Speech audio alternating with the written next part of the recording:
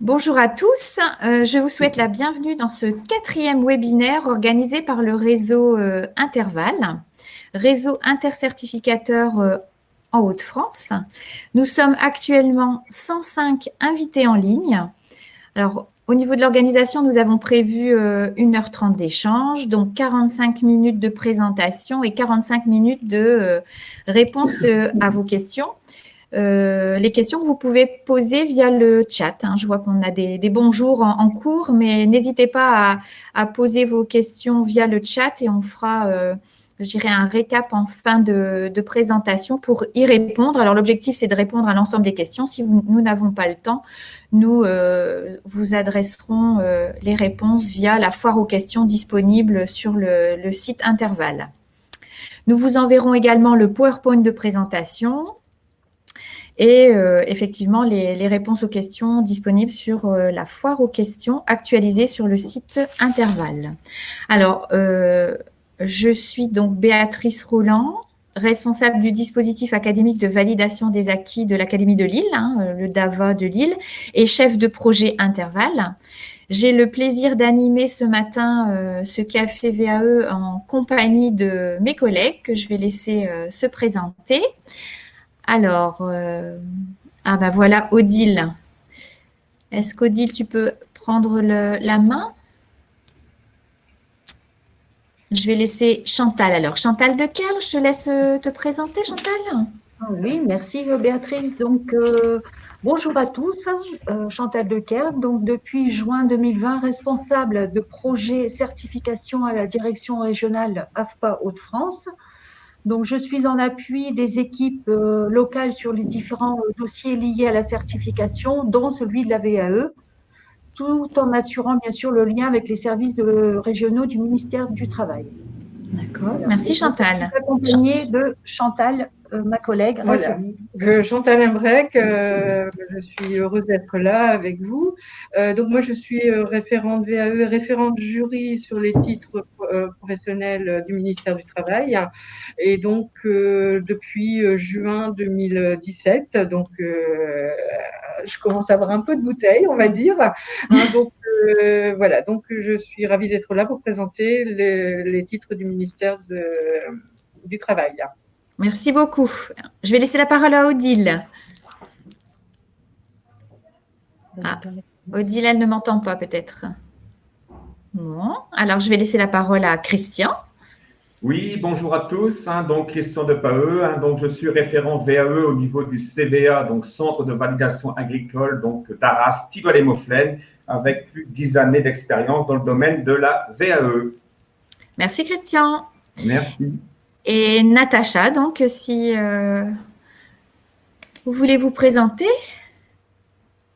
Oui, bonjour. Alors, merci de m'accueillir pour ce premier pour moi café VAE. Donc, je suis Natacha Julliard, responsable formation et partenariat public pour l'Université du Littoral, donc ULCO. Très bien, merci. Donc, je gère entre autres le pôle conseiller en formation et le pôle VAE pour ULCO. Voilà. Merci Natacha. Oui, Odile, bienvenue, ravie.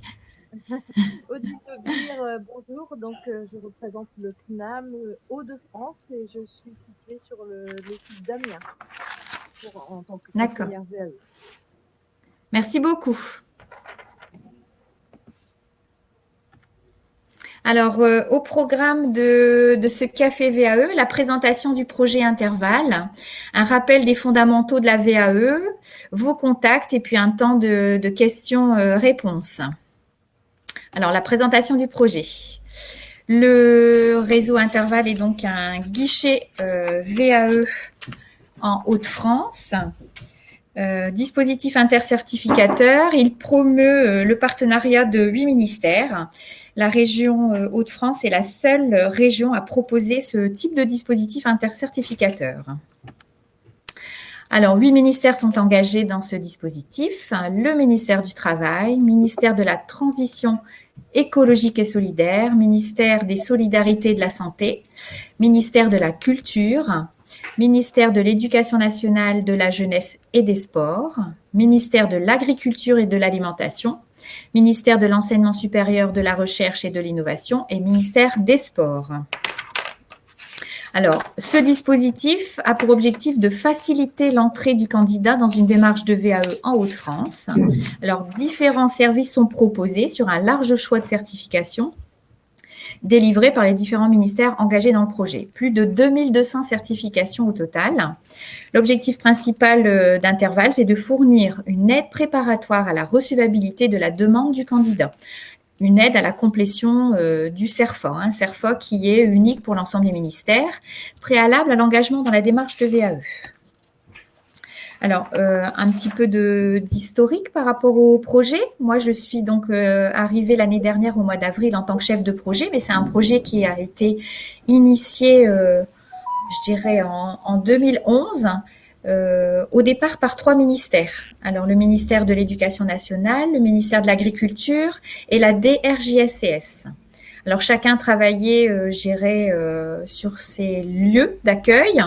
Et la question qui se sont posées, c'est est-ce qu'on n'aurait pas intérêt à mutualiser l'accueil des candidats? Alors, c'est comme ça que que l'Agriculture a démarré avec l'Éducation nationale par l'accueil des ministères, des candidats des autres ministères et surtout l'accueil des candidats de la DRJSCS, puisque la DRJSCS ne possède pas de lieu en Nord-Pas-de-Calais. Alors, on était donc sur 3 ministères en Nord-Pas-de-Calais pour 1000 certifications avec la présence de 23 centres en Hauts-de-France. Et à ce jour, nous sommes donc 8 ministères engagés en Hauts-de-France avec plus de 2200 certifications et 80 centres qui sont répartis sur l'ensemble du territoire. L'objectif, c'est vraiment de permettre à un candidat en Hauts-de-France, d'avoir un accueil de proximité et de trouver le contact approprié par rapport à sa demande. Alors, les lieux d'accueil au niveau des Hauts-de-France sont 16 centres Agence nationale pour la formation professionnelle des adultes, donc AFPA, 30 centres de validation d'éducation nationale, 19 centres de validation agricole, 2 conservatoires nationaux des arts et métiers, 15 universités, service formation continue à l'université. Au total, depuis la création de ce projet, on a accueilli dans le réseau 64 935 personnes, dont 34 935 personnes se sont inscrites dans la démarche, soit un taux d'engagement de 54%, qui est plutôt très engageant par rapport, à l'ensemble des informations qui sont données. Le positionnement d'Interval dans la démarche de VAE, au niveau d'une validation des acquis, on a une première démarche généralement d'information sur le projet. Une personne qui souhaite se reconvertir ou qui a des années d'expérience, qui souhaite valoriser, gérer son parcours, généralement s'informe. La deuxième étape, la personne se rend dans un centre et constitue son dossier de recevabilité, donc pour obtenir cette recevabilité administrative. Troisième étape, la constitution du dossier de validation. Alors, au niveau d'Interval, on reste simplement sur les 2 premières étapes, l'information et la constitution et l'aide plutôt à la complétion du CERFA et dossier de recevabilité. Troisième étape, la constitution du dossier de validation. Quatrième étape, le passage devant le jury. Et une 5e étape avec un entretien post-jury, alors qu'on ne souhaite pas, puisque dans l'objectif, c'est d'obtenir une validation totale pour un maximum de candidats. Mais il est très, très important, et je vais souligner l'importance de ce rendez-vous, c'est de ne pas laisser la personne qui aurait obtenu une validation partielle seule, parce qu'il y a toujours un parcours et des préconisations au niveau du jury qu'il faut prendre en compte et accompagner la personne dans sa démarche. Alors, quelques mots sur le projet Interval 2020.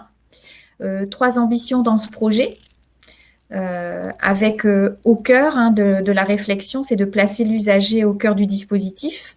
Effectivement, ces 8 ministères travaillent en commun depuis bientôt 10 ans, puisque nous fêterons les 10 ans d'Interval l'année prochaine, mais il était important sur 2020 de bien remettre l'usager au cœur du dispositif. On travaille tous pour le bénéficiaire, avec comme ambition accentuer la notoriété à l'interne et à l'externe. Alors, ce que vous vivez ce matin, ça fait partie de notre objectif de communication et d'augmentation de la notoriété. sécuriser la qualité de l'accueil.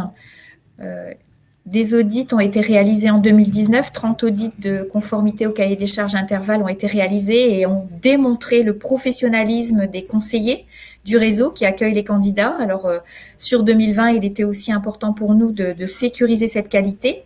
10 audits ont été de nouveau réalisés ici au mois de novembre et j'ai pu obtenir le bilan de la consultante qui les a réalisés. On est exactement dans la même dimension, hein, un accueil de qualité et avec une relation en intercertificateur qui s'est renforcée. Diversifier les modalités d'accueil. Alors, dans le projet 2020, avec comment je vais dire, une corrélation avec la situation sanitaire, nous souhaitions tester un accueil à distance. Alors, l'objectif, c'était d'élargir le maillage territorial. Aujourd'hui, le réseau comprend 80 centres, mais nous souhaitions élargir les lieux d'accueil. Alors, nous nous sommes rapprochés d'une collaboratrice de la DRJSCS qui a créé une cartographie des lieux d'accès en numérique et l'objectif, c'était de réaliser des accueils à distance. Alors, nous sommes encore en train d'expérimenter ce nouveau dispositif. Je pense qu'en 2021, on pourra vous donner quelques conclusions de cette expérimentation. Alors, pour rentrer un peu plus dans les détails, par rapport aux 3 ambitions, 4 objectifs stratégiques ont été validés par la région, puisque tous les ans, nous devons redéposer, je dirais, un projet avec une validation pour l'année suivante. Alors, renforcer la promotion du réseau, je viens déjà d'en parler, avec une augmentation de la lisibilité du site. Moi, je vous incite, si vous ne l'êtes pas encore, à vous inscrire sur le réseau. Valorisation du dispositif auprès des entreprises et des usagers. Alors, dans l'objectif du projet, nous avons 3 cibles. Les acteurs de la VAE, vous en faites partie, les pôles emploi, les missions locales, les CAP emploi, les conseillers en évolution professionnelle. Les entreprises, nous avons réalisé en octobre et ici sur le mois de novembre des webinaires à destination des entreprises. L'objectif, c'est de valoriser donc les VAE collectives réussies. On a présenté donc un webinaire avec le CNAM et l'entreprise EDF au national et nous avons travaillé avec un pôle d'attractivité là sur le Montreuilois pour présenter la VAE, la démarche de VAE en 20 minutes, de midi à midi 20. Et aussi, grâce au témoignage de Monsieur Quillier qui a obtenu une validation des acquis, montrer aussi que la personne qui obtient son diplôme grâce à la validation des acquis, c'est vraiment un plus et ça permet au niveau personnel et au niveau de l'entreprise, redonner je dirais confiance. C'est souvent le mot qui ressort, mais c'est vraiment redonner confiance. Et alors là, je parle de l'entreprise, mais si je fais le pendant avec les demandeurs d'emploi, on a aussi beaucoup de personnes qui, grâce à cette démarche, reprennent confiance et peuvent aussi exposer leurs compétences. Alors, sécuriser la qualité de l'accueil, je viens d'en parler aussi. Simplifier les modalités d'inscription, ça, on y travaille tous. Éviter le papier et puis permettre à la personne de comprendre rapidement la démarche pour éviter les abandons. Alors, relations humaines incontournables pour la réussite des bénéficiaires. Là, c'est sûr que dans la qualité de l'accueil, la qualité du service rendu par les conseillers dans leur exposé et dans leur soutien. Je dirais que généralement, la personne prend une information, elle n'a peut-être pas tout compris, mais en tout cas, les conseillers sont vraiment là pour, reformuler ou accompagner dans la rédaction et dans la complétion et dans l'explicitation des preuves à fournir pour le dossier de recevabilité. Animer le réseau de partenaires, alors mobilisation des partenaires. Au niveau du réseau intervalle, nous organisons des comités de pilotage et des comités techniques que j'anime. Et là, vraiment, on a une présence, renforcée sur 2020. Nous sommes pratiquement tous présents. Il y a peu d'absents lors de ces réunions. Professionnaliser les conseillers et prescripteurs VAE. Les conseillers du réseau intervalle bénéficient d'une formation en intercertificateur et cette année, nous avons élargi ces formations sur des thématiques transverses. Ils ont été formés aux réseaux sociaux, à la qualité et aux modalités de prise en charge. Et pour 2021, je vais rebondir sur les prochains cafés VAE. On vous offre aussi l'opportunité de bénéficier de ces formations puisqu'on aura l'intervention de Transition Pro au mois de février. Et, en janvier, nos collègues d'Amiens qui vont animer un qu'a fait VAE sur comment orienter une personne vers une démarche de VAE. Et au mois de mars, le retour sur ce que je vous disais tout à l'heure par rapport à cette expérimentation d'accueil à distance, on vous présentera la cartographie des lieux d'accès au numérique, un outil pour moi qui est incontournable pour des personnes qui accompagnent du public, pour leur permettre d'avoir à disposition un matériel et pouvoir se lancer dans la démarche sans avoir cette contrainte du numérique. Évaluer le dispositif. Alors, l'objectif d'Intervalle, un projet qui est financé par la région, c'est vraiment d'établir un état circonstancié de la VAE en Hauts-de-France. Sur le site Intervalle, vous avez à disposition les derniers bilans. Je vous incite à les consulter. C'est intéressant de voir, je dirais, le profil du candidat et les certifications les plus demandées, les niveaux, la diversité des certifications proposées.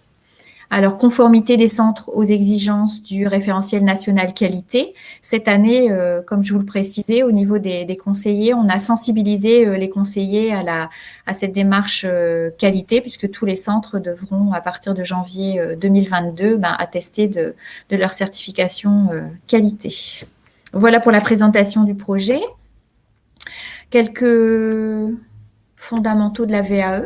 Alors, le parcours VAE peut varier d'un certificateur à l'autre. Chaque parcours VAE comporte au moins 3 étapes qui sont une candidature ou livret de recevabilité avec ce CERFA qui est unique à l'ensemble des certificateurs, un dossier d'expérience ou livret de validation et un oral devant un jury avec un exercice de mise en situation pour certains titres et diplômes.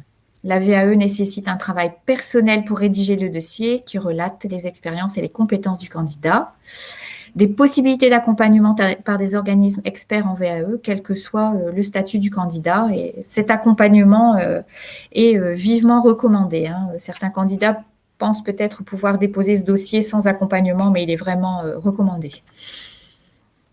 Au niveau du cadre réglementaire, alors là, naturellement, la VAE est un droit individuel inscrit au Code du travail par la loi de modernisation sociale du 17 janvier 2002. Oui, ça fait déjà quelques années, avec 2 évolutions de la loi en 2014 et en 2016, avec un décret très important en 2017, puisqu'on était sur, au départ, 3 années d'expérience et aujourd'hui, nous sommes sur une année d'expérience, soit 1607 heures pour être éligible à la VAE depuis le 1er octobre 2017, avec la prise en compte des périodes de formation. Mais je reviendrai sur un slide suivant pour donner un peu plus de détails. Alors, comme je vous le disais, le CERFA unique, commun à tous les certificateurs depuis 2017, et depuis 2018, la possibilité d'obtenir simplement des blocs de compétences et non pas l'intégralité du diplôme. La validation des acquis, l'objectif effectivement c'est d'obtenir la certification dans sa globalité, mais aujourd'hui pour certains projets, on peut proposer aux candidats d'obtenir quelques blocs parce qu'ils souhaitent s'orienter vers un autre projet. Et en 2019, donc un assouplissement de la demande de congé, la prise en charge des frais de procédure et d'accompagnement par les fonds de la formation professionnelle et la notion de certification qualité des organismes accompagnateurs et de formation dont je parlais tout à l'heure. Alors, un focus sur ce décret de 2017, effectivement, on est sur 1607 heures avec des activités professionnelles qui doivent être, sur un nombre d'heures supérieur aux activités réalisées en formation initiale ou continue. Des périodes d'activité réalisées en formation initiale prises en compte. Alors, les périodes de formation en milieu professionnel, les périodes de mise en situation en milieu professionnel, les stages pratiques, les préparatoires opérationnels à l'emploi et les périodes de formation pratique, de contrats d'apprentissage, de contrats de professionnalisation ou de contrats uniques d'insertion. Ce sont des choses qui n'étaient pas prises en compte précédemment. Les certifications d'éducation nationale. Alors, au niveau de l'éducation nationale, les certifications qui peuvent être obtenues sont donc sur le niveau 3, donc la nouvelle norme européenne, des CAP, des mentions complémentaires, sur un niveau 4, des brevets professionnels, baccalauréat professionnel, mention complémentaire, brevet des métiers d'art, diplôme d'état de moniteur éducateur. De niveau 5, le brevet de technicien supérieur, le diplôme des métiers d'art, diplôme d'état d'éducateur spécialisé, diplôme d'état d'éducateur technique spécialisé, diplôme d'état de conseiller en économie sociale et familiale. Sur le niveau 6, diplôme de comptabilité de gestion. Niveau 7, diplôme supérieur de comptabilité de gestion et le diplôme supérieur d'art appliqué. Alors, au niveau de l'éducation nationale, je vais exposer simplement le parcours du candidat. Le candidat s'inscrit via France VAE à une information collective. Alors, compte tenu de la situation sanitaire, cette information collective se transforme en rendez-vous individuel. Cette personne reçoit un mail de confirmation de prise de rendez-vous. Suite au rendez-vous avec le conseiller, on lui demande de fournir des documents. Cette personne complète donc le CERFA et fournit les preuves demandées pour le calcul du nombre d'heures, le calcul des 1607 heures pour obtenir cette recevabilité.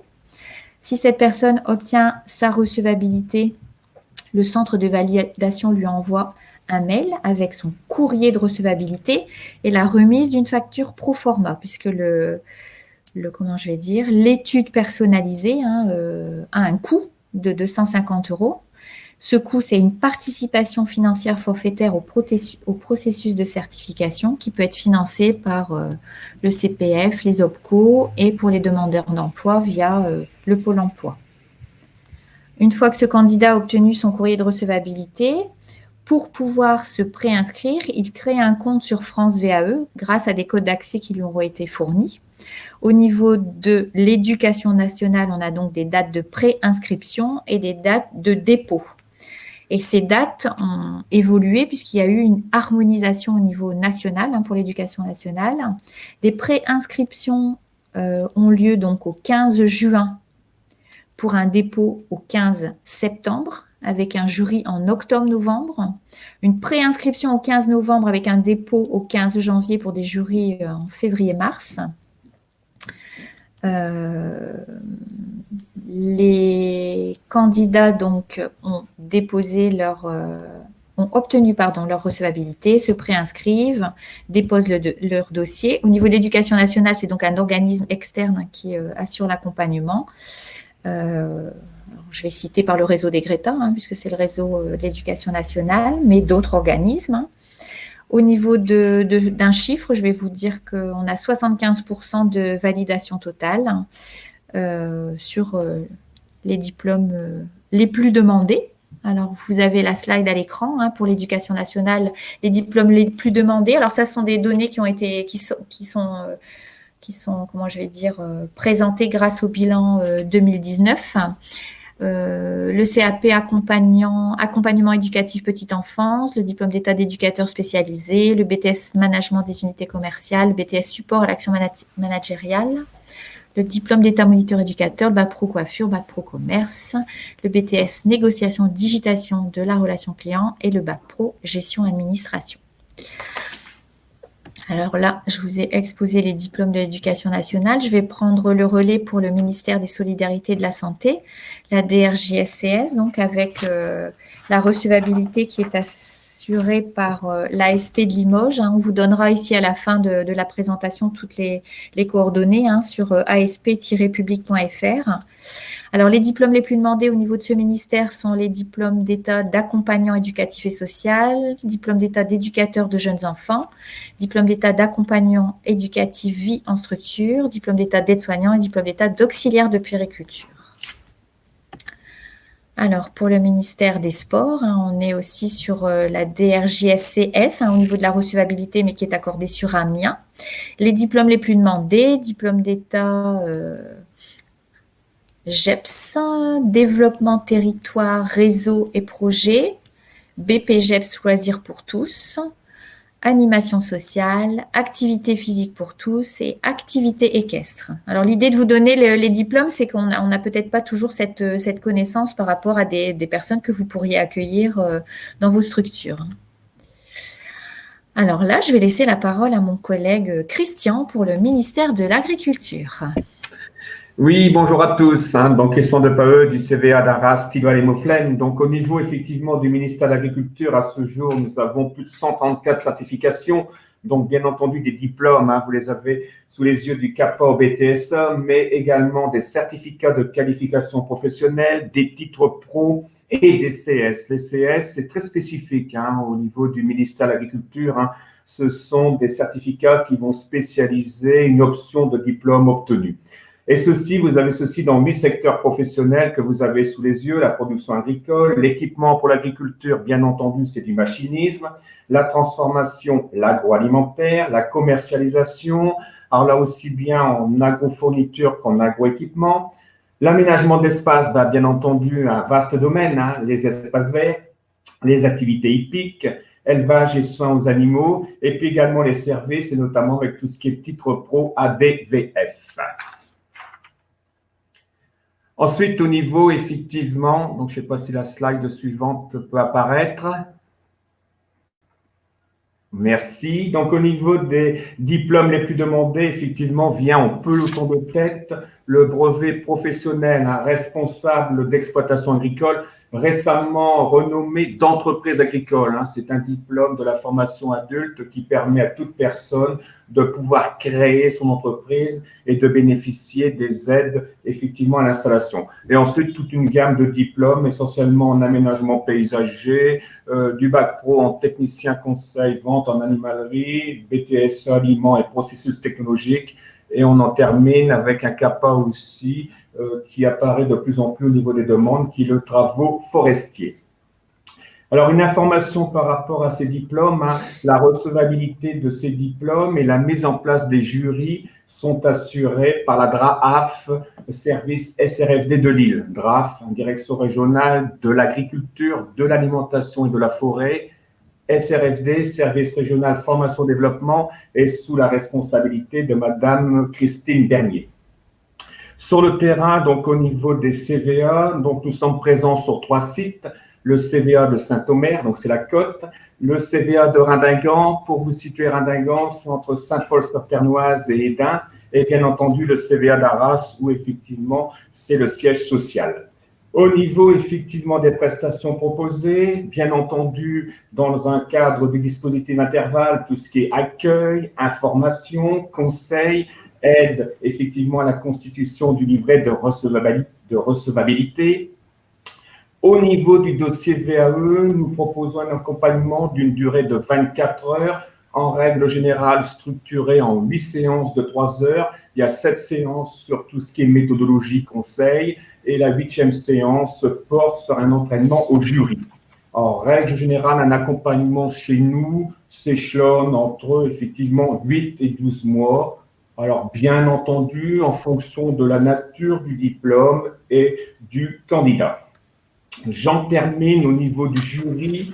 Nous mettons en place, Madame Bernier, bien entendu, de la DRAAF de Lille, met en place en règle générale un jury par trimestre, et ces jurys ont lieu sur le site du lycée agricole de Thilloy-les-Mauflaines. Hier, nous étions au jury, mais bien entendu, vis-à-vis du protocole sanitaire, nous étions effectivement en vidéoconférence.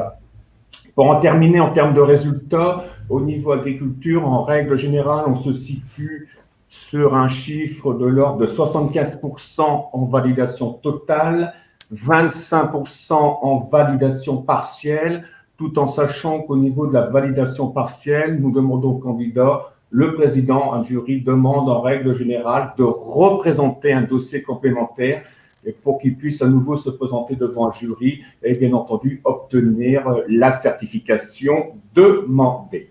Voilà, j'en ai terminé pour ma présentation. Merci beaucoup, Christian. Merci. Alors, on répondra à vos questions. Je vois qu'il y a des questions dans le chat. On répondra à vos questions par la suite. Alors, les certifications du ministère de l'Enseignement supérieur. Je vais donc laisser la parole à ma collègue, Natacha. Oui, bonjour. Donc, merci de m'accueillir aujourd'hui. Je viens effectivement faire la présentation pour le ministère de l'Enseignement supérieur, de la Recherche et de l'Innovation. Donc, on reprend un petit peu sur la slide les différents niveaux de certification pour l'enseignement supérieur. Donc, nous, on va du coup aller du Bac plus 2 au Bac plus 8. Donc, Bac plus 2, tout ce qui est DUT, DUST, Sur le bac+3, vous aurez tout ce qui est licence professionnelle, le bac+5 également sur les masters, les diplômes d'ingénieur, et le bac+8 avec les doctorats. Vous avez une catégorie un petit peu à part sur ce qu'on appelle les DU, diplômes universitaires. Donc, ceux-ci sont validables en VAE s'ils sont inscrits donc au RNCP, Répertoire national des compétences et des professionnels. Donc, comme on le dit, du coup, en étant réseau Interval, on se charge de l'accueil, de l'information, de l'orientation vers le diplôme et l'université adéquate. C'est-à-dire que là, nous sommes tout un réseau, donc avec l'université d'Artois, les universités de Lille, donc l'université du Littoral dont je fais partie, l'université de Valenciennes et du Hainaut-Cambrésis, également l'université de Picardie Jules Verne. Donc là, en fait, quand nous, on reçoit une demande, c'est d'analyser effectivement avec le candidat ce qui va être le plus adéquat par rapport à son projet, son parcours, et d'éventuellement de réorienter, si on n'a pas le diplôme dans notre université, vers l'université correspondante. Ce qu'on peut du coup indiquer comme particularité pour l'université, c'est que nous sommes à la fois certificateurs, accompagnateurs et valideurs. Chaque université valide ses propres diplômes parce qu'effectivement, chaque diplôme a des attendus bien particuliers et prépare à des métiers différents. J'attirais juste votre attention sur les intitulés. Ne pas forcément se fier de prime abord à l'intitulé, mais bien essayer d'aller chercher, donc après ça c'est notre travail aussi d'accompagnement, bien lire le référentiel, les plaquettes, le guide des études, pour bien mettre en adéquation la demande et le diplôme visé. On passe ensuite sur effectivement ce qu'on appelle plus la recevabilité administrative, avec la constitution d'un pré-dossier qui se compose du CV, de la lettre de motivation et d'une exposition, on va dire, sur 4 pages, de l'adéquation entre le diplôme et l'expérience du candidat. On vérifie bien sûr, c'est à ce moment-là au niveau administratif, l'éligibilité, comme vous l'évoquiez Béatrice, par rapport au 1 an d'expérience minimum dans le domaine. Et donc ce pré-dossier nous est envoyé pour avis pédagogique au responsable du diplôme. Donc cette première phase permet déjà du coup de bien orienter et qui nous permet du coup d'aboutir quasiment systématiquement. On n'a pas eu de refus, nous en tout cas, sur au moins une validation partielle du diplôme. Disons que là déjà sur cette phase de recevabilité administrative où du coup le responsable de diplôme rend un avis pédagogique, ça permet déjà éventuellement de recalibrer la demande s'il y avait besoin. Qu'est-ce qu'on peut ajouter également ? Chose importante aussi, on travaille environ un tiers de nos demandes se font en travail à distance, dans le sens que nous travaillons avec tout le territoire. Chaque diplôme, comme je disais avant, a ses particularités, forme un métier bien particulier. Donc parfois, on a des candidats qui ne sont même pas de la région et qu'on accueille également pour un conseil en VAE et un accompagnement. Il y a la possibilité également du coup de faire des démarrages tout au long de l'année. Alors en tout cas pour l'ULCO, nous avons 4 jurys par an. Donc comme je le disais, nous n'avons jamais de validation nulle. Soit on engage donc au moment du coup de la recevabilité administrative, soit on réoriente. Et là, on accompagne du coup le candidat vers un conseil en formation. L'année dernière, nous avions à peu près 35 candidats. Pour des validations totales, ça représente à peu près 70% de nos validations.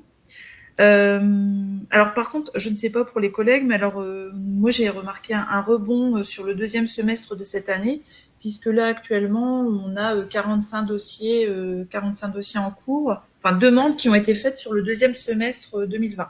Non, c'est bien. Je pense qu'il y a une prise de conscience aussi par rapport au contexte, etc. Les gens se sont un peu plus aussi posés peut-être sur leur parcours, que ce soit des salariés ou des demandeurs d'emploi. Et c'est vrai que là, on note un rebond de la VAE. Donc, comme je l'expliquais, du coup, après cet avis de recevabilité, on passe sur l'accompagnement à la VAE. Donc, on cherche avec le candidat avant ça des sources de financement pour l'accompagner au mieux. Et donc, un accompagnement VAE, donc le temps de monter le dossier, qui fait, on va dire, une trentaine de pages. Il faut compter, pour nous, en moyenne, 8 à 10 mois. Moi, j'insiste beaucoup, déjà dans les premiers conseils sur le fait que c'est vraiment un investissement personnel. Ouais. On a beaucoup de candidats qui vont s'engager en se disant, voilà, je vais rendre un petit dossier et puis ça va aller.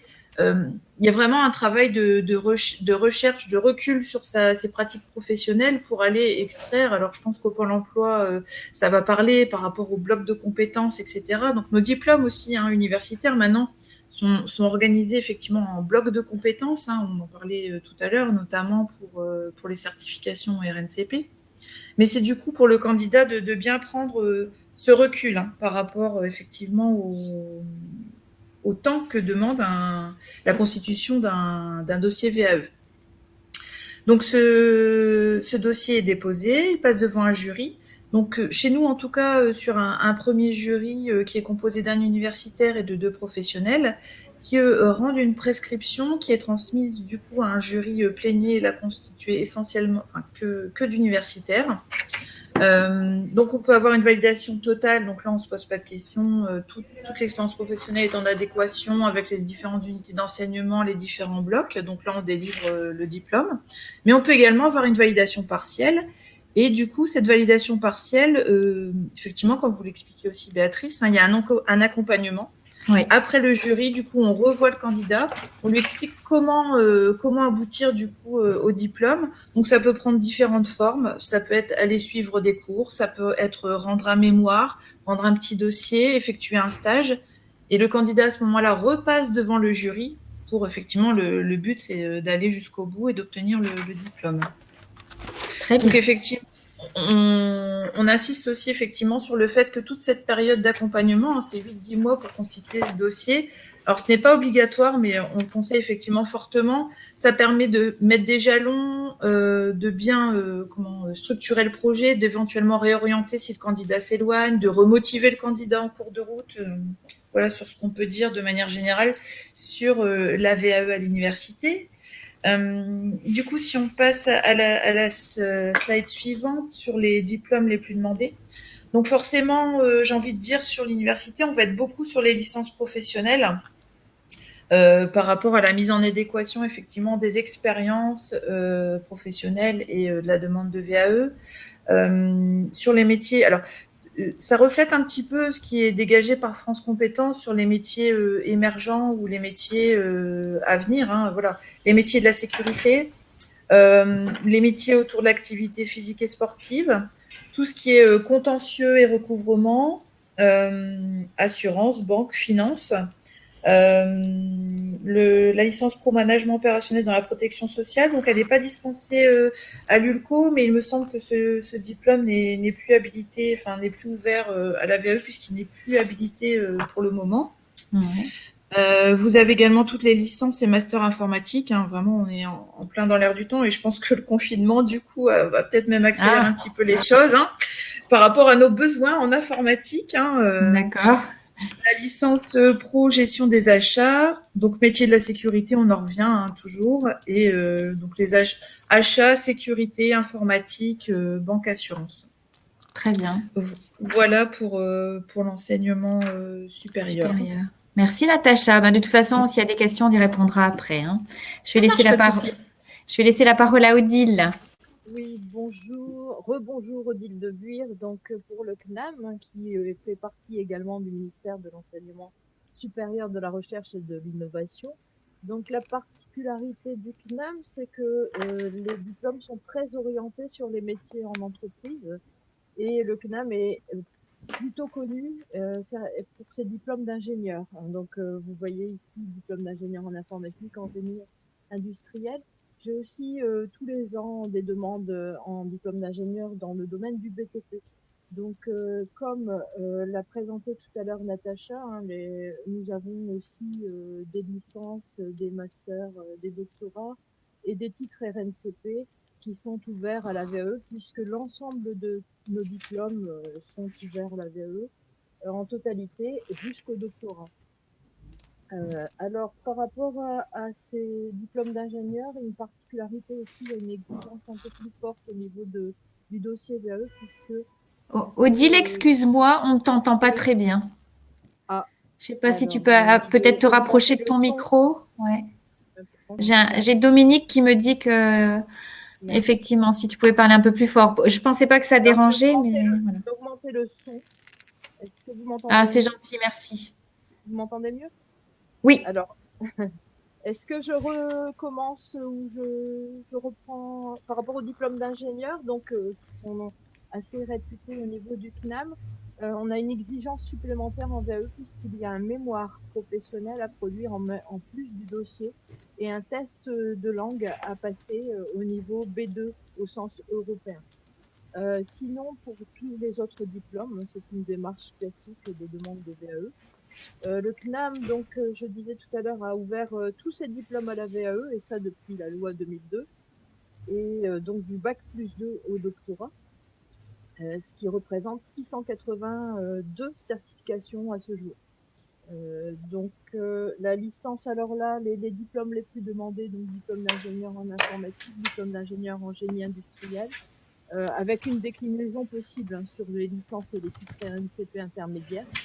Licence art de la table, licence droit économie gestion, où là c'est une licence générale qui a plusieurs parcours, hein, c'est-à-dire on a un parcours commerce, un parcours gestion des organisations, un parcours RH, et puis aussi pas mal de licences professionnelles, et la plus demandée c'est la licence professionnelle en assurance, dans le conseil, hein, surtout en assurance. D'accord.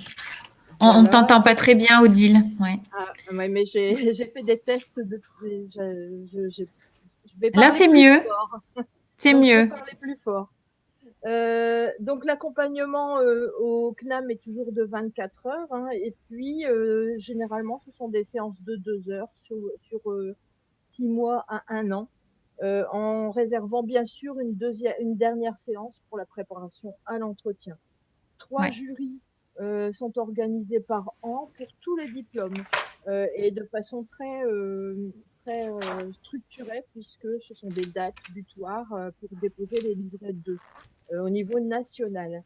Donc l'organisation des entretiens est au niveau national et comme le disait Christian tout à l'heure, bien sûr avec l'actualité, tout a été organisé en visioconférence depuis 2 jurys. Donc au niveau des résultats, en validation de diplôme complet, on est à 50% au CNAM et la plupart, donc les autres 50% sont des validations partielles avec une possibilité de reprendre les quelques modules qui pourraient manquer en formation à distance notamment. Voilà pour le CNAM, je pense avoir fait le tour. Désolée pour le son qui est pas très net. Oui, c'est pas simple, audible, mais c'est audible. Effectivement, j'avais demandé peut-être d'augmenter le volume. Les personnes qui ont augmenté leur volume, peut-être le baisser pour éviter d'avoir trop de difficultés pour les prochaines interventions. En tout cas, merci beaucoup, Odile. Merci. Je vais laisser la parole à Chantal et Chantal. Oui, merci Béatrice. Est-ce que vous nous entendez bien? Oui, c'est bien. Oui, ça va? Oui. Bon, c'est parfait. Super. Alors, tout d'abord, avant de commencer notre petite présentation, un grand merci à tous pour votre participation. Donc, avant d'aborder la VAE ministère du Travail, il me semble donc nécessaire de vous donner les grandes lignes de la certification professionnelle du ministère du Travail de manière très courte. Donc, nous parlerons de titres professionnels, mais pas de diplôme. Également de dossiers professionnels et non de livret 2. Le titre professionnel est donc une certification professionnelle délivrée au nom de l'État par le ministère du Travail. Ce diplôme d'État est composé de blocs de compétences qui peuvent donner lieu à la délivrance de certificats de compétences professionnelles, ce qu'on appelle des CCP, correspondant chacun à une employabilité. Le titre professionnel atteste que son titulaire maîtrise les compétences, aptitudes, connaissances permettant l'exercice d'un métier. Il existe environ 250 titres professionnels couvrant tous les secteurs d'activité, BTP, industrie et tertiaire, avec des niveaux oscillant donc de 3 à 6, bien sûr avec une majorité sur le niveau 3. Le titre professionnel est inscrit bien sûr au RNCP et est révisé au plus tard tous les 5 ans. À titre d'exemple, pour 2021, 54 titres seront révisés. Et au-delà de la révision, certains voient le jour au regard des émergences de nouveaux métiers. Donc, le répertoire s'élargit. La certification est bien sûr encadrée par des textes réglementaires qui fixent les conditions de délivrance du titre, et notamment aussi par le règlement de session d'examen. Un point important, tout candidat inscrit à une session d'examen doit produire donc le dossier professionnel. C'est un document officiel mis en place par le ministère chargé de l'emploi. Dans ce dossier, le candidat décrit son expérience pour chacune des activités types du titre visé. Il doit montrer sa capacité à pouvoir exercer le métier de façon professionnelle. Il est remis par le référent ou téléchargeable sur le site du ministère du Travail. Ce dossier professionnel sera lu par le jury avant l'entretien final.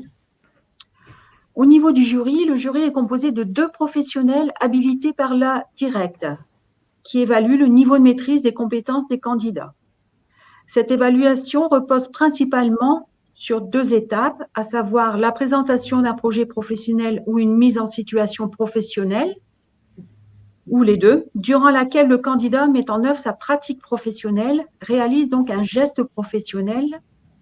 Et donc, l'autre étape incontournable, c'est l'entretien final qui permet au candidat de s'exprimer sur sa représentation du métier, ses expériences du métier, et pour le jury de conforter son avis sur la maîtrise des compétences. Donc, en conclusion, le titre professionnel est bien la reconnaissance d'une qualification professionnelle par des professionnels contribuant bien sûr à favoriser l'insertion dans l'emploi et la sécurisation des parcours professionnels. Alors maintenant, je vais passer le relais à ma collègue Chantal, qui est référente VAE et qui va vous détailler certaines étapes que vous voyez sur la diapositive. Oui, donc en fait, les étapes sont bon, un peu identiques aux autres ministères, hein, sachant que la première étape, c'est l'information, hein, et on le fait donc au niveau de l'AFPA. On retrouve les dates d'information collective VAE sur le site afpa.fr. Je pense également qu'à Interval les communique et je sais que les pôles emploi communiquent au travers du site qui s'appelle Avril. Donc, nous avons des personnes qui viennent spontanément, des personnes envoyées par les conseillers Pôle emploi, par les autres, par n'importe quel partenaire. Et donc, au niveau de cette information VAE, comme nous faisons partie du réseau Interval, bien entendu, nous nous centrons à la fin de l'information, nous nous centrons sur les titres professionnels du ministère du Travail, mais pour autant, on donne une information globale sur la VAE et je partage tout à fait la remarque d'une de mes collègues en université, je pense, qui disait que on insiste aussi sur l'investissement du candidat. Hein. C'est effectivement, ça demande un travail et on n'obtient pas sa VAE sans travailler sur les dossiers.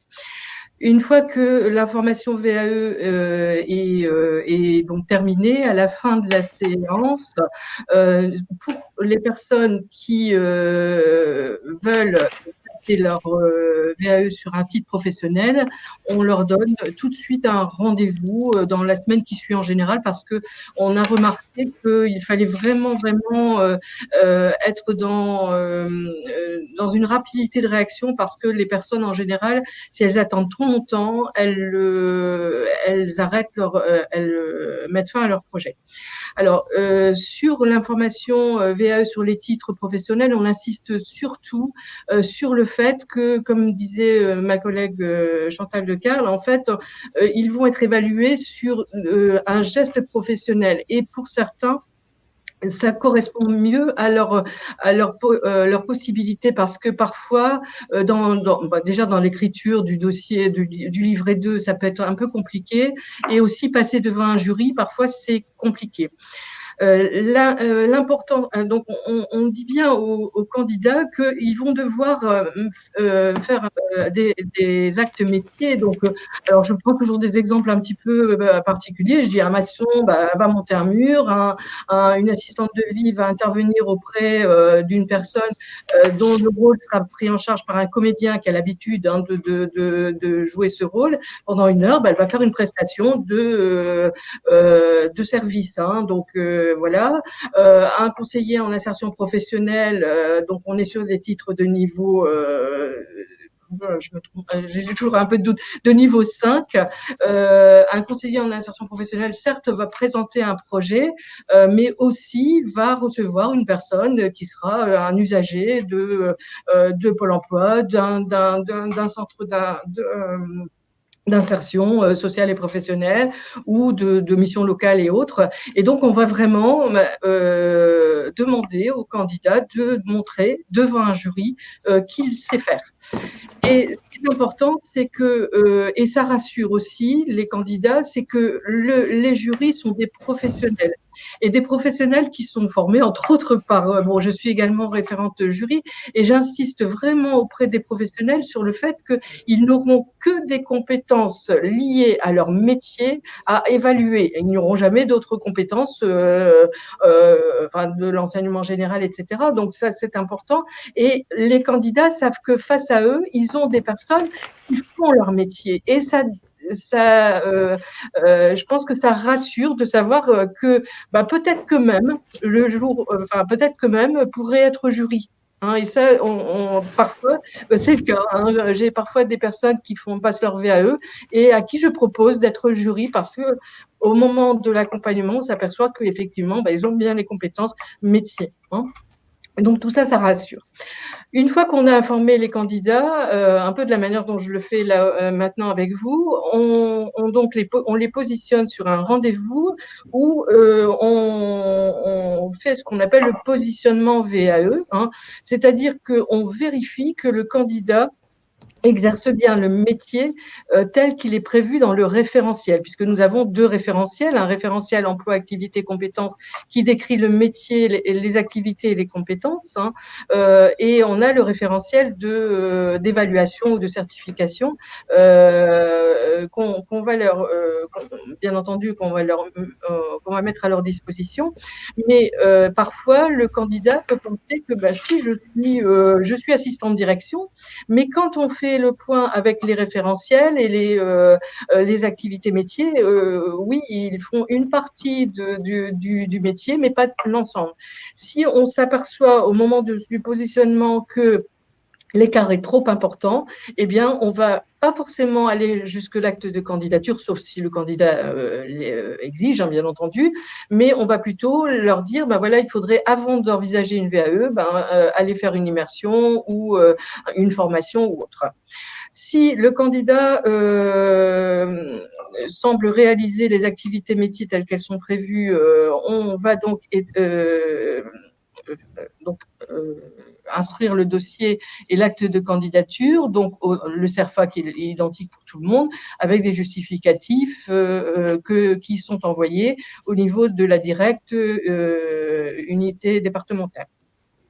C'est la directe qui donc valide, de la même façon que les autres ministères, qui valide si la candidature est retenue, et donc le candidat va recevoir son avis de recevabilité qui va être valable 1 an à date de réception du courrier. Suite à ça, donc, on peut proposer, et là, il n'est pas obligatoire, effectivement, comme tout le monde, on peut proposer un accompagnement, et cet accompagnement va consister non pas à écrire le livret 2, mais à aider le candidat à écrire le dossier professionnel, qui est vraiment une particularité du titre du ministère de l'Emploi. Dans ce document, le candidat va décrire une des activités en lien, des exemples. Ça peut être 3 exemples par bloc de compétences en lien avec leur activité professionnelle, donc ce qu'ils ont réalisé vraiment. Hein. Et l'objectif étant de démontrer qu'ils ont réalisé. Donc, la mise en situation va permettre au jury d'évaluer et de vérifier que la personne a les compétences, mais aussi ce dossier professionnel qui va parfois confirmer que le candidat sait faire ou pas. Hein. Voilà. Une fois que le passage devant le jury se fait à n'importe quel moment de l'année, puisque en fait le candidat passera à la VAE, passera en même temps que des candidats qui sont en formation. Ce qui veut dire qu'à n'importe quel moment de l'année, on peut avoir des examens et donc il n'y a pas d'échéance. Parfois sur 3 mois, c'est bouclé. Parfois, ça met 1 an et parfois on est amené à demander une prolongation parce que le candidat n'est pas terminé ou qu'il n'y a pas de session d'examen. Le jury, donc le passage devant le jury se fait en même temps qu'un groupe en formation. Donc en général, le candidat va également passer un petit temps avec le formateur, les candidats sur le plateau pour se préparer. Il passe son examen et là, le jury va valider la totalité du titre ou les CCP, comme disait Madame De Kerle. Et si ils ne l'obtiennent pas, ils ont 1 an pour repasser le titre, sinon pas le titre du tout. Et ensuite, ils peuvent, au niveau des CCP, donc ils ont la possibilité de repasser 2 fois les CCP manquants. Voilà, je pense que j'ai un peu tout dit. Oui. Voilà, donc effectivement, on a des certifications qui sont souvent demandées. Hein. Alors, le transport routier, effectivement, puisque les candidats n'ont pas forcément besoin d'un titre pour être chauffeur routier, mais bon, là, il y a beaucoup d'intérêt par rapport au niveau du titre. Assistante vie aux familles, oui, parce qu'il faut une certification pour pouvoir s'occuper d'enfants de moins de 3 ans et de personnes en peu d'autonomie ou voire dépendantes. FPA, formateur professionnel d'adultes, parce que il y a les financeurs au niveau des centres de formation demandent à justifier que les formateurs face aux stagiaires sont formés, conseillers en relations clients à distance. Alors, conseiller en insertion professionnelle également, on a pas mal de demandes, hein, et je pense que là, après le confinement, il y aura besoin de beaucoup de conseillers en insertion professionnelle. Voilà. Hein, donc, on a quand même un éventail de titres important, et donc en général, sauf sur certains métiers où on n'a pas de titre qui correspondent à ce métier-là. Donc, on réoriente. Donc là, c'est aussi la particularité, le fait d'appartenir à ce réseau Interval. Nous avons les collègues des autres ministères et nous envoyons les candidats vers les autres ministères quand c'est nécessaire. Voilà. Merci beaucoup. Je vais clôturer la présentation avec les ministères de la transition écologique et solidaire et le ministère de la Culture, qui font partie aussi du projet, avec des diplômes très très spécifiques sur le bilan 2019 au niveau du ministère de la transition écologique et solidaire. On a eu 4 inscrits avec un dossier examiné et un résultat en partiel, alors avec des diplômes demandé, donc brevet de mécanicien 750, brevet de chef mécanicien 3000, brevet de capitaine 200 pêche et certificat matelot électrotechnicien. Alors, ils font partie du projet Interval. C'est vrai que ce sont des diplômes qui sont encore peu demandés, mais l'objectif du maritime, notamment sur Boulogne, que j'ai pu rencontrer, leur objectif, c'est vraiment de faire connaître ce dispositif auprès des personnes qui travaillent, dans ce secteur d'activité. Le ministère de la Culture, avec des résultats qui n'ont pas été communiqués sur 2019, mais aussi une envie vraiment de développer le dispositif, cette démarche de VAE pour des diplômes type supérieur, donc professionnels de comédien, musicien, danseur, d'artiste de cirque, diplôme d'état de professeur de musique, de cirque, de danse, de théâtre, et certificat d'aptitude aux fonctions de professeur de musique et de professeur de danse. Alors, on vous les nomme pour justement que vous les ayez en tête parce qu'effectivement, on en a peu pour l'instant, mais l'objectif, c'est d'élargir les demandes dans ces types de certifications. Voilà pour la présentation au niveau des ministères. Alors, on vous a fait un petit tableau récapitulatif par ministère, puisqu'on vous envoie le PowerPoint, vous pourrez le consulter. Alors, on souhaitait aussi partager effectivement les contacts, les différents centres intervalles, les 80 centres avec un maillage territorial, avec une présentation des 5 certificateurs présents de façon physique. Comme le disait Chantal, effectivement, l'idée, c'est d'accueillir le candidat avec un maillage territorial en Hauts-de-France, mais un renvoi vers le certificateur, je dirais, adéquat, et puis toujours avec cette notion d'accueil de proximité. L'idée, c'est d'aider le candidat dans sa démarche et éviter l'abandon, bien sûr. Les conseillers, leur mission, planifier, organiser les réunions d'information, accueillir, conseiller, orienter, présenter le réseau intervalle. Nous avons un PowerPoint commun de présentation du réseau, parce qu'il est important de se faire connaître. Capitaliser les données. Les conseillers capitalisent les données pour justement réaliser ce bilan circonstancié qui est disponible sur le site et qui est rendu chaque année à la région. Et évaluer la satisfaction des usagers. Là, nous avons créé pour janvier 2021 un questionnaire en ligne qui va nous simplifier, je dirais, la compilation des résultats avec une satisfaction qui dépasse les 94%.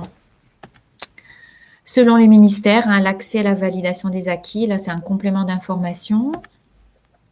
Nous contacter, alors via le site Interval, dont j'ai déjà parlé, avec des informations à disposition, avec les chiffres clés, les bilans, la liste des centres, les témoignages, les liens utiles et à disposition la newsletter.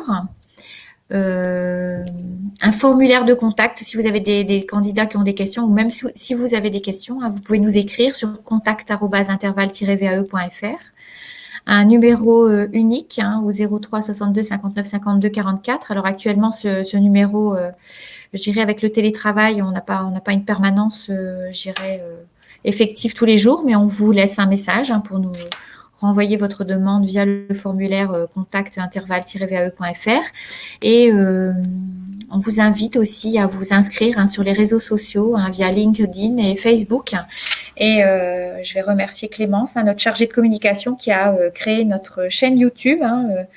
On a 2 semaines d'ouverture avec la possibilité de voir l'ensemble des replays. Je vous parlais des cafés VAE, du webinaire réalisé avec l'entreprise EDF et le CNAM, et les 2 webinaires concernant la démarche VAE sur le Montreuilois. Vous avez la possibilité de revoir tout ça grâce à la chaîne YouTube.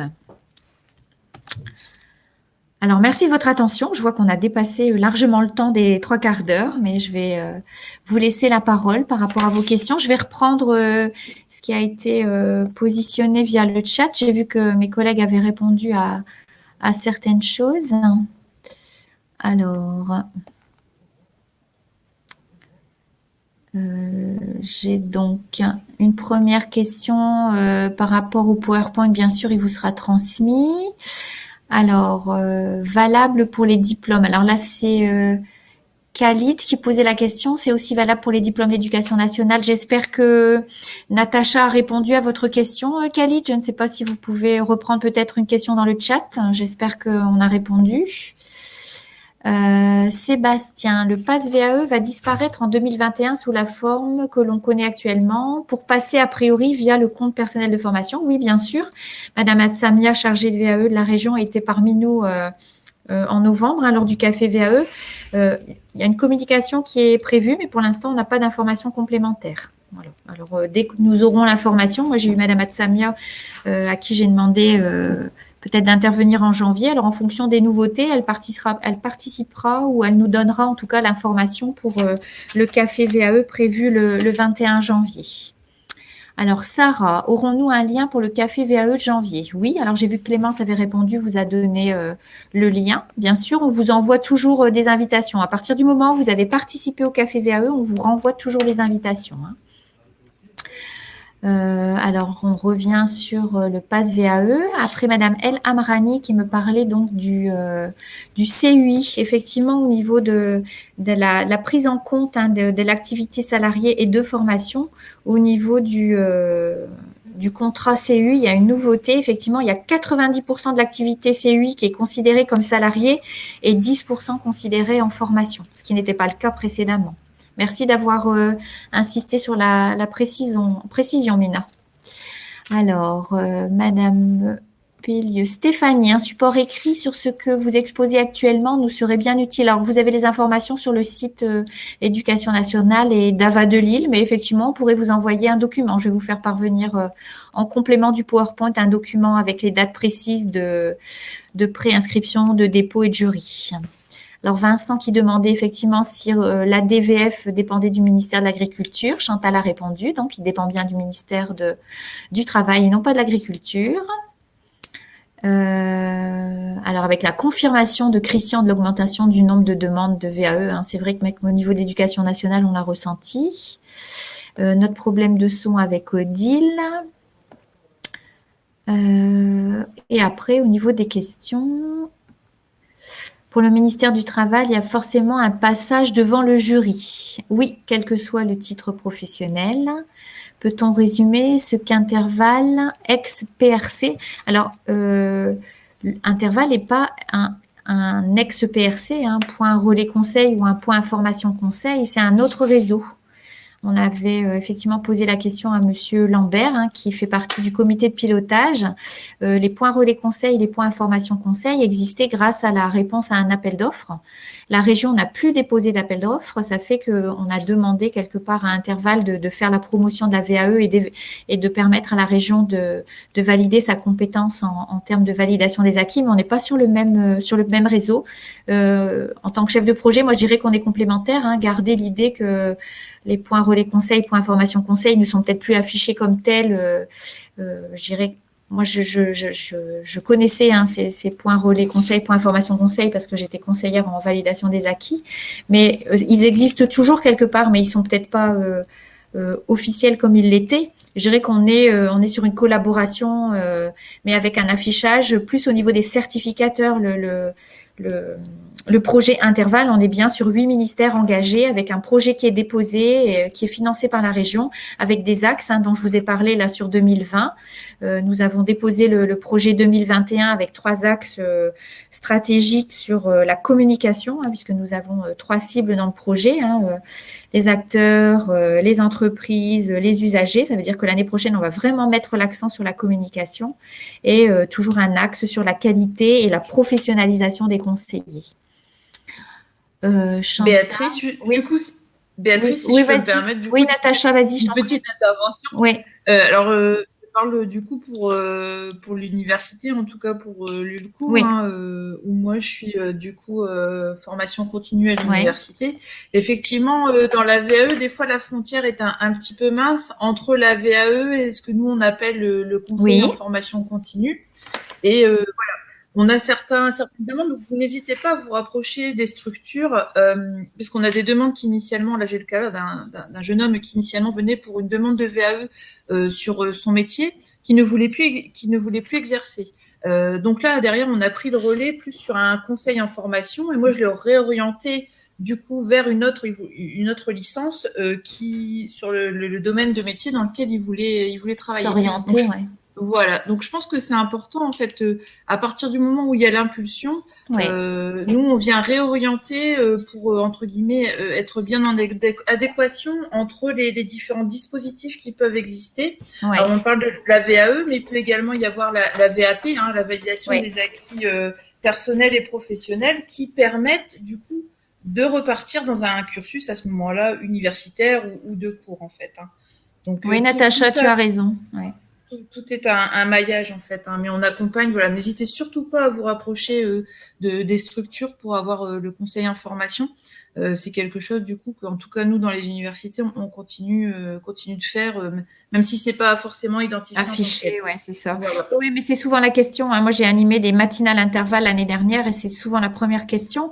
Alors, moi, je pars du principe, comme j'ai noté moi sur le projet 2020, c'est l'usager au cœur du dispositif. Ça veut dire qu'on est tous là pour accompagner le bénéficiaire. Alors, je pense que c'est vraiment l'objectif de ces cafés VAE, vous permettre de connaître le réseau, mettre à jour vos connaissances par rapport au ministère. Je pense que c'était important. On a choisi sur 2021 de changer les thématiques parce qu'on va pas se répéter tous les mois et c'était un souhait de toute façon de Madame Matsamia qui est chargée VAE au niveau de la région, d'avoir ce lien avec les territoires. Alors au programme, on était en présentiel, là on fait du distanciel. Au final, en distanciel, on a beaucoup plus de monde en présence. Ça veut dire que on est plutôt satisfait du retour. Ça veut dire que je rebondis sur ce que dit Natacha. On est tous là pour donner de l'information. Il faut que cette information elle soit qualifiée. Alors moi, j'estime qu'effectivement, en étant certificateur, on est à la base de la référence. Ça veut dire que effectivement, s'il y a des questions, n'hésitez pas à revenir vers nous,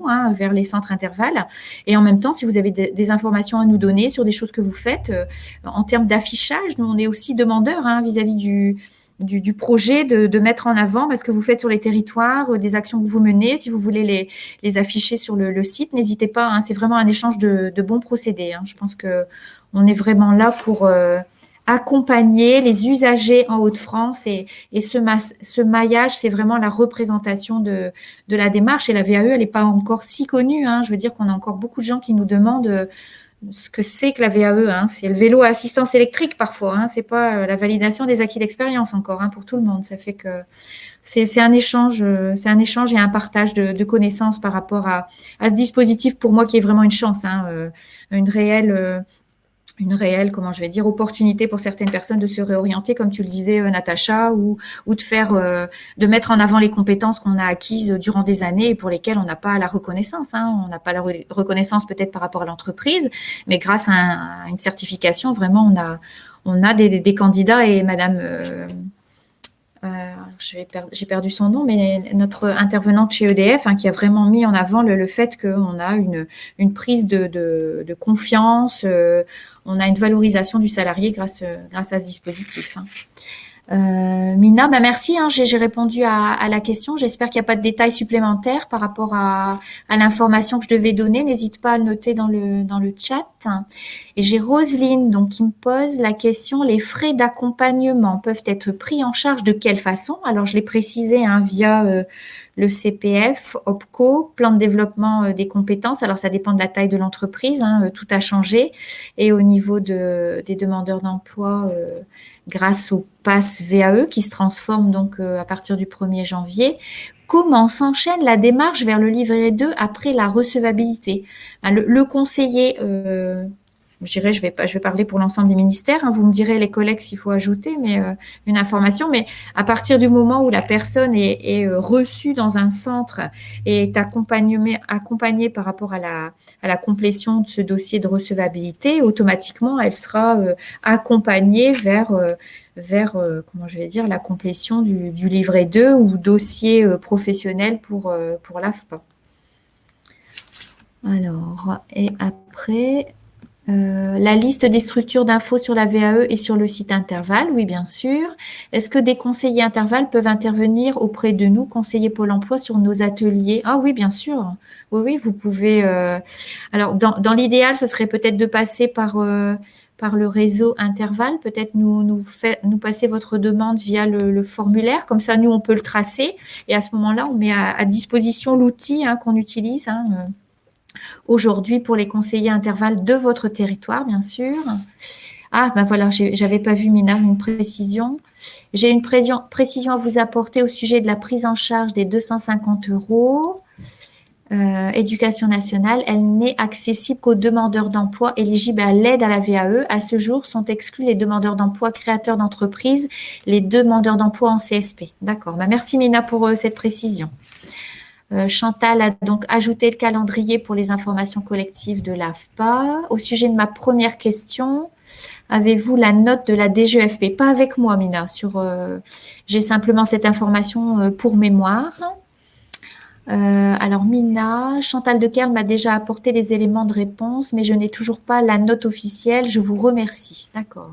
Si vous avez des affichages et flyers, nous sommes preneurs. D'accord, Roselyne, il faudra nous faire parvenir vos coordonnées. Merci, Mina et Clémence. Roselyne, n'hésitez pas à envoyer votre adresse. Parfait, nous sommes tout à fait en accord par rapport aux réponses. Et Roselyne qui note super. Écoutez, c'est parfait. Je vois que je n'ai pas d'autres questions. Alors, nous restons naturellement tous à votre disposition via les canaux que j'ai exposés. Avec, on espère votre participation pour les prochaines dates qui sont affichées. 21 janvier, comment détecter et orienter un candidat vers la démarche de VAE. Un café qui sera animé par notre collègue Xavier Épinay et Odile de Bure présente. 18 février sur comment financer sa VAE via les associations Transition Pro. Et le 25 mars, comment faciliter l'accès au numérique aux candidats à la VAE.